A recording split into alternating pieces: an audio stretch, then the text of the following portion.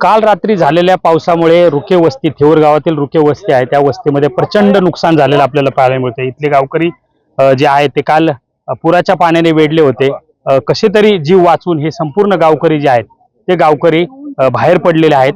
आपल्यासोबत महिला आहेत, त्यांच्या प्रत्येकाच्या घरामध्ये पाणी गेलेलं आहे, त्यामुळे प्रत्येकाची महिला जी आहे ते अक्षरशः रडतात आहे। नेमकं काय काय झालंय?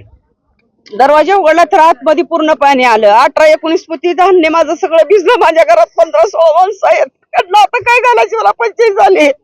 माझे सगळे लेकरं लहान आहेत लेकरांची। माझ्या शेळी मिली, 10-12 कोंबड्या मेल्या, सगळे अख्ख्या घरातला संसार बरबाद झाला। सगळं आम्हाला पांघराय सुद्धा कपडा राहिला नाही। आता यासाठी काय करायचं, आम्हाला 25 झाली। आता दिवा पाटीलनीच आहे ना, भिंत पूर्ण पाडली पाहिजे तर आम्ही जगू, नाही तर तिने आमची सगळी भरपाई दिली पाहिजे। आम्हाला दुसरं काही सांगायचं नाही। आमचं दुसरी वेळ आहे असं होण्याची। पहिल्यांदा आम्ही गप्प बसलो, आता रात्री नानाने आम्हाला मदत केली। आमच्या मुलं बाळांनी बाहेर काढले नसते त्या वेळेला ते आले तर आमचं एक माणूस राहिलं असं 100-200 माणूस आहे वस्तीत। आता याच्यासाठी काय करायचं, तिनं न्याय आम्हाला पाहिजे। याच्या पुढे आम्ही जास्त बोलू शकत नाही। तिनं आम्हाला न्याय दिला पाहिजे या गोष्टीचा। आज समाज एवढा 18-19 पोती धान्य तिनं भरभरून दिलं पाहिजे। माझ्या घरात 15 ते 16 माणूस, एवढे सगळे शेजारच्या लोकांना विचारा मी काय घालायचं त्यांना। आता प्रत्येकाच्या घरात इथं प्रत्येक महिलेच्या डोळ्यात पाणी आहे। आपण जर पाहिलं तिथे प्रत्येक महिलेच्या डोळ्यात पाणी आहे। आणि काल रात्री जो झालेला पाऊस आहे त्याच्यामुळे प्रचंड नुकसान जे आहेत या प्रत्येक महिलेच्या घरातले झालेले आहे। मावशी काय काय होतं घरातलं, काय झालं? सगळं मला तर राहायला जागा नाही झाली, सगळं शेडत फुटलंय माझं, तर चप्पल पण नाही पायत। आम्हाला घर द्या राहिलं, आम्हाला काय नको, घर द्या राहिलं, आम्हाला काहीच राहिलंच नाही तर काय करायचं मग। ह्यांचं पण तसंच झालंय, सगळ्यांचं झालंय।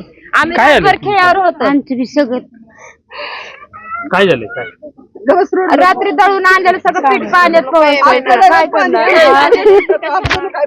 डोळ्यात अश्रू आहे, असे डोळ्यात अश्रू आहे। काय काहीच राहिलंच नाही सर, काहीच नाही राहिलं तर काय करणार आम्ही, तर काहीच नाही राहिलं। आम्हाला राहायला सुद्धा जागा नाही राहिली, राहायला सुद्धा पांघरायला नाही ना, काय नाही, चप्पल पण नाही तर पायात, दुसऱ्याचे कपडे घातलेत आम्ही। काय नुकसान झालंय तुमचं? सगळी झाली, सगळं पाण्यात पडलंय, सगळं काहीच नाही राहिलं। सगळी ज्वारी सगळं भिजलंय, पीठ आता सगळं पाणी घरात अजून बी। प्रत्येक महिला रडतीये आणि त्याचं कारण जे आहे, काल रात्री पाऊस आला होता आणि त्या पावसामुळे संपूर्ण जे काही जनजीवन आहे त्यांचं विस्कळीत झालं होतं। आणि काल नेमकं काय परिस्थिती झाली होती? काल काय परिस्थिती झाली होती? इथं काय झालं होतं?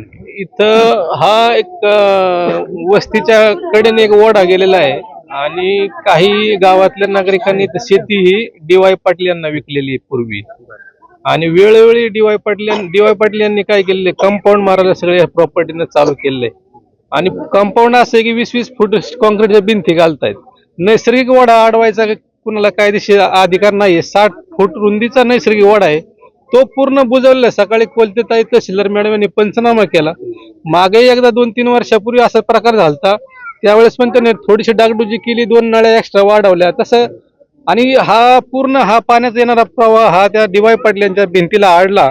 ती नंतर दुर्दैव म्हणजे सुदैवाची गोष्ट अशी की ती पाण्याच्या प्रेशरने भिंत पडली, म्हणून अन्यथा सगळे 150-200 नागरिक हे पाण्यासह वाहून गेले असते।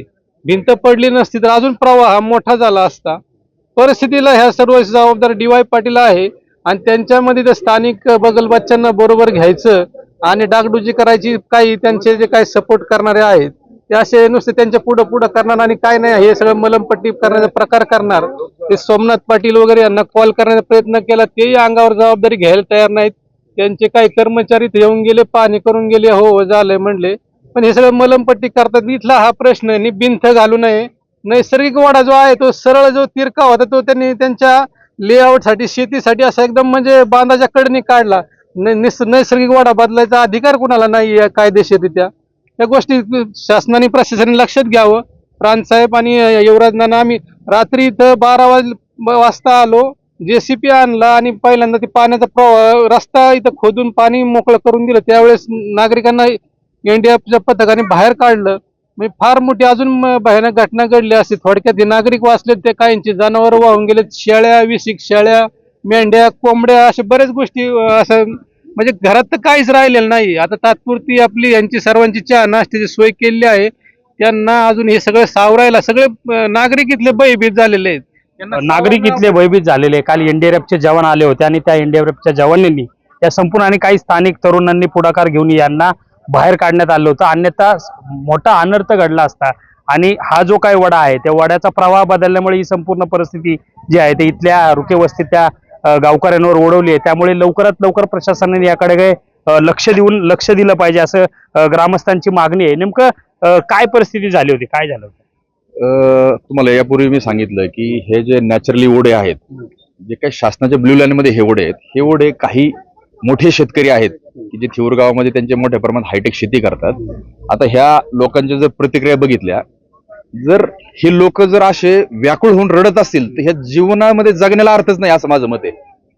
अशा पद्धतीची हुकुमशाही यापुढे थिऊर गावात अजिबात चालू देणार नाही. ह्या गोरगरीब लोकांना रस्त्यावर आणायचं काम जर होत असेल तर कुठलाही मोठा शेतकरी असू द्यात आणि कुठलाही मोठा माणूस असू द्या, आम्ही ते सहन करणार नाही. ह्या ज्या काही भिंती कंपाऊंड वगैरे आहे हे सगळं भविष्य काळात आम्ही निर्गमित करण्याचा प्रयत्न करणार आहे. आणि ह्या भिंतींमुळे जर ह्या शेतकऱ्यांचं ह्या गोरगरीब नुकसान, हातावर पोट असणाऱ्या लोकांचं नुकसान होत असेल तर आम्ही सगळे गावकरी एकत्र होऊन या सगळ्या गोरगरिबांना घेऊन आम्ही ही सगळी जे काही कंपाऊंड वॉल वगैरे आहे, जे कोण बांधत असतील किंवा ज्यांनी कोणी बांधलेले आहेत, हे सगळं निर्गमित केल्याशिवाय होणार नसेल तर भविष्यामध्ये जर या ठिकाणी जीवितहानी झाली आणि कोणाचा जीव गेला तर हे सगळे लोक याला कारणीभूत असतील. ह्यांच्यावर मनुष्यवधाचा गुन्हा दाखल करावा अशी माझी मागणी आहे सगळ्या लोकांच्या वतीने. गावकरी जे आहे ते आक्रमक झालेले आहेत. त्यामुळे प्रशासनाने वेळेत लक्ष घालून हा संपूर्ण जे काही ओढ्याचा प्रवाह बदललाय त्याच्याकडे लक्ष देणं गरजेचं आहे. कॅमेरा पर्सन दीपक सोनसह सुमित सोनवणे, न्यूज 18 लोकमत, थेऊर रुके वस्ती, पुणे.